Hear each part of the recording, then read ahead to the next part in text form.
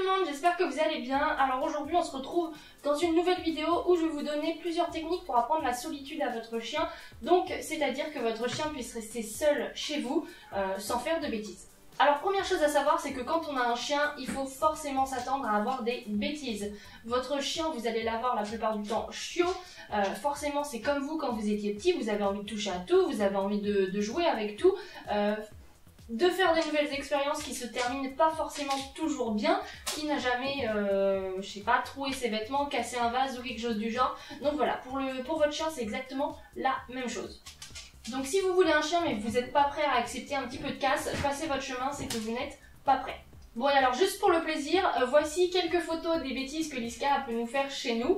Et voilà, et dites-moi en commentaire vous aussi les bêtises que vos chiens ont déjà pu faire, histoire que je puisse aussi rigoler un peu de votre malheur et qu'il n'y ait pas que vous quoi en fait derrière votre écran.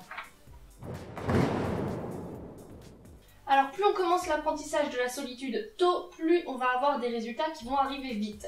C'est-à-dire que dès le deuxième jour où vous aurez votre chiot, le premier jour j'ai fait une vidéo complètement consacrée à ce premier jour que je vous invite à aller voir. Et donc voilà, donc le premier jour vous le laissez un peu tranquille, vous faites vous commencez à créer un lien avec lui et c'est tout. Donc à partir du deuxième jour vous pouvez commencer à lui apprendre la solitude. Donc pour lui apprendre la solitude, il va falloir que vous absentiez de la pièce dans laquelle il se trouve. Donc le meilleur moyen de commencer c'est de choper un moment où en fait il est en train de jouer avec un de ses jouets, où il vous calcule vraiment pas et donc là vous quittez la pièce pendant juste 2 secondes, 5 secondes, pas plus. Il faut vraiment qu'au début ce soit sur de très courtes durées. Après petit à petit vous allez pouvoir élargir cette durée, donc de 2 secondes vous passez à 5, puis à 10, puis à 30, etc. jusqu'à peu près tenir jusqu'à 15 minutes, sachant qu'un chien qui tient 15-20 minutes tout seul tiendra 3, 4, 5, 6 heures tout seul aussi. Et d'ailleurs vous remarquerez, je pense, très vite que c'est au début en fait de quand on le laisse tout seul que le chien va faire ses bêtises. C'est-à-dire que c'est sur les toutes petites absences du style d'une demi-heure que vous allez avoir le plus de bêtises. Et des fois vous allez vous absenter pendant 7 heures toute la journée et rien du tout. Croyez-moi, c'est du vécu. Alors beaucoup de personnes disent qu'il faut éviter les rituels de départ. J'en parle un peu dans ma vidéo sur l'hyperattachement. Moi je trouve ça complètement illogique. Parce qu'en fait, rien que le fait de prendre ses clés, de mettre son manteau, de mettre ses chaussures, des choses comme ça, c'est un rituel en soi, même si vous ne le faites pas dans le même ordre, c'est des actions que vous faites tout le temps avant de partir de chez vous, et donc votre chien, il n'est pas idiot, hein, il l'imprègne ça. Donc moi je suis plutôt d'avis à ce qu'on fasse un vrai rituel de départ, que le chien il puisse vraiment savoir qu'à ce moment-là vous allez partir, et voilà. Et c'est d'ailleurs ce que je fais avec Liska. Donc ce que je fais avec Liska et ce que je vous conseille de faire, c'est de déposer 2-3 jouets dans la pièce dans laquelle se trouve votre chien.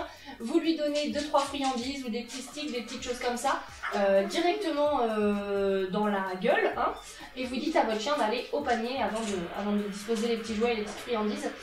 Voilà, vous lui dites d'aller au panier, comme vous lui donnez la friandise, vous lui dites une phrase du style à tout à l'heure, ou sois sage, ou garde la maison, enfin un petit truc comme ça, et vous faites ça systématiquement. De cette façon, le chien il va comprendre qu'à chaque fois que vous faites ce rituel, c'est que vous allez partir, c'est aussi que vous allez revenir. Donc il ne sera pas stressé, surtout pour les chiens qui souffrent d'hyperattachement. Si vous ne faites pas de rituel et que vous ne mettez pas en place un chemin identique à chaque fois, enfin j'en parle mieux dans ma vidéo sur l'hyperattachement et surtout j'en parle plus longtemps, donc je vous invite vraiment à aller la voir si vous avez ce souci là, mais c'est que le chien va être anxieux et va détruire encore plus de choses parce qu'il va pas comprendre ce qui se passe. Montrez-lui aussi que quand vous n'êtes pas là, eh ben, c'est super cool d'être à la maison tout seul. Donc pour ça, c'est une technique qui a hyper bien marché. Ce que vous faites, c'est que avant de partir, vous étalez plein de friandises partout, plein de petits jouets partout, et voilà. Et vous partez, hop, votre chien comme ça, quand vous n'êtes pas là, il a toutes les friandises à aller chercher à droite à gauche, il a tous ses petits jouets pour jouer et tout ça. Et alors, ce qu'il faut faire surtout, c'est une fois que vous rentrez, vous enlevez tous les jouets qui sont au sol, et s'il reste des friandises, vous les enlevez, bien que ça, généralement, les chiens sont suffisamment gourmands pour aller toutes les manger. Mais surtout donc les jouets, vous les récupérez et de cette façon en fait le chien il va comprendre que quand vous êtes là, et ben il n'y a que vous qui compte, donc vous en occupez un peu aussi parce que sinon la technique ne marchera pas. Mais comme ça, quand vous êtes parti, et ben il se dit chouette, je vais avoir plein de friandises, je vais pouvoir bien manger et chouette, je vais retrouver mes jouets que j'ai pas, dont j'ai pas accès quand ma maîtresse ou mon maître est là. Alors Alors au moment de rentrer, caressez pas votre chien tout de suite, faut surtout pas lui montrer qu'il vous a manqué et faut qu'il assimile votre retour à quelque chose de normal, enfin surtout votre absence à quelque chose de normal.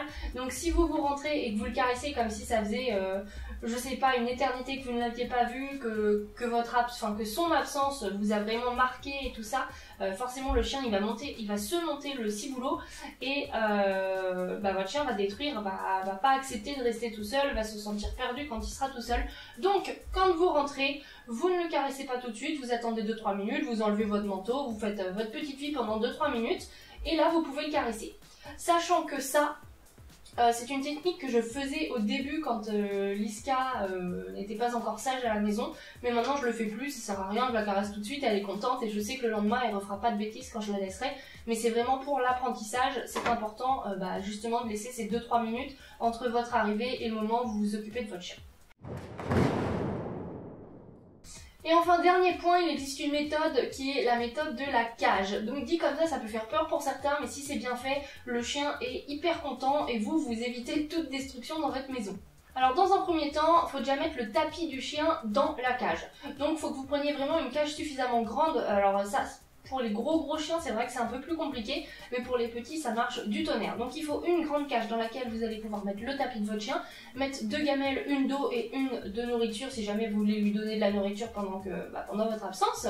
Mais l'eau au moins obligatoire. Et il faut que ce soit une cage suffisamment grande pour que votre chien puisse un petit peu bouger, puisse se retourner. Et parce que voilà. Et alors pareil, quand on utilise la technique de la cage, on ne s'absente pas pendant 10 heures dans la journée. C'est pas possible. Si votre chien il reste immobile pendant 10 heures, il va être fou à votre tour.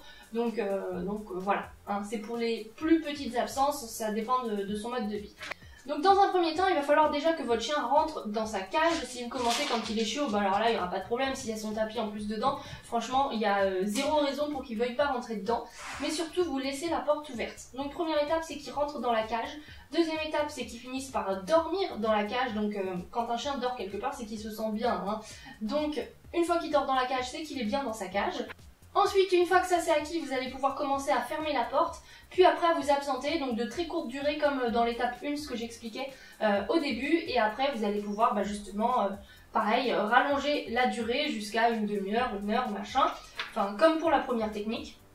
Et donc après c'est pareil, hein, si votre chien aime la cage, a l'habitude de la cage, etc., vous pouvez le faire dormir la nuit aussi dedans. La nuit, un chien il dort, il fait pas des allers-retours dans la maison, donc là c'est pas grave s'il reste pendant 8-9 heures dans sa cage. Sachant que la nuit vous n'êtes pas obligé de la fermer non plus, enfin ça dépend de votre conformation de maison, etc. Mais voilà. Et alors faut pas croire, mais cette technique si elle est bien faite, c'est pas parce qu'il y a une cage que ça y est tout de suite il faut crier à la maltraitance ou je ne sais quoi. C'est exactement comme le panier d'un chien, sauf qu'il va y avoir des murs autour et un toit. C'est la seule différence. Sinon votre chien il va se sentir aussi bien que dans un panier sans toit et sans mur. Et voilà, en fait il se sentira chez lui, il se sentira à l'abri, il se sentira protégé, donc il se sentira bien. Donc voilà, j'espère que la vidéo vous aura plu et qu'elle vous aidera. Et puis moi je vous dis à très bientôt dans une prochaine vidéo. Bye!